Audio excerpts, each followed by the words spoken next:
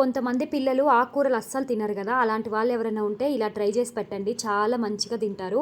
Even మా పిల్లలైతే 3 పూట్ల ఆకుకూర పప్పు పెట్టినా కూడా సరే వద్దు అనకుండా హ్యాపీగా తినేస్తారు. ఒక స్పూన్ ఘీ యాడ్ చేస్తే చాలు. చాలా మంచిగా తినేస్తారు. మీరు కూడా ఇలా ఒకసారి ట్రై చేయండి. నేను ఫస్ట్ అయితే కందిపప్పు వాష్ చేసుకొని డైరెక్ట్‌గా కుక్కర్‌లోకి వేసుకున్నాను. నానపెట్టలేదు. తర్వాత అయితే పచ్చిమిర్చి, చింతపండు, పాలకూర అయితే వేసుకున్నాను ఈరోజు. కొద్దిగా తెల్లగడ్డలు, పసుపు, ఒక స్పూన్ ఆయిల్ కూడా యాడ్ చేసుకొని తగినంత వాటర్ అయితే వేశాను. 7-8 విజిల్స్ అయితే పెట్టేశాను. కందిపప్పు ఎప్పుడు నానపెట్టుకోవాల్సిన అవసరం లేదు. నేనైతే ఎప్పుడు నానపెట్టను. డైరెక్ట్‌గా అయితే ఇలానే కుక్కర్‌లో వేసేస్తూ ఉంటాను. 8 విజిల్స్ పెట్టుకున్నాను కదా! ఆల్మోస్ట్ 90% అయితే పప్పు మొత్తం కూడా కుక్ అయిపోయింది. తగినంత ఉప్పు వేసుకొని పప్పు సెట్లోకి వేసుకొని బాగా మెత్తగా అయితే మాత్రం స్మాష్ చేసేసుకోవాలి. నేను ఎప్పుడైనా సరే ఈ మట్టి సెట్లోనే పప్పు అది కూడా స్మాష్ చేస్తూ ఉంటా. మంచిగా స్మాష్ అయిపోతుంది. తర్వాత కుక్కర్‌లోకి ఆయిల్ అయితే యాడ్ చేసుకుంటాను. వడియం అయితే యాడ్ చేసుకుంటున్నాను నేను పోపుకి. ఎప్పుడైనా సరే ఆకుకూరకి నేను ఇలా వడియమే వేస్తాను. సన్నగా తరిగిన ఆనియన్స్ అలాగే కరివేపాకు కూడా వేసుకొని మంచిగా ఫ్రై చేసేసుకోవాలి.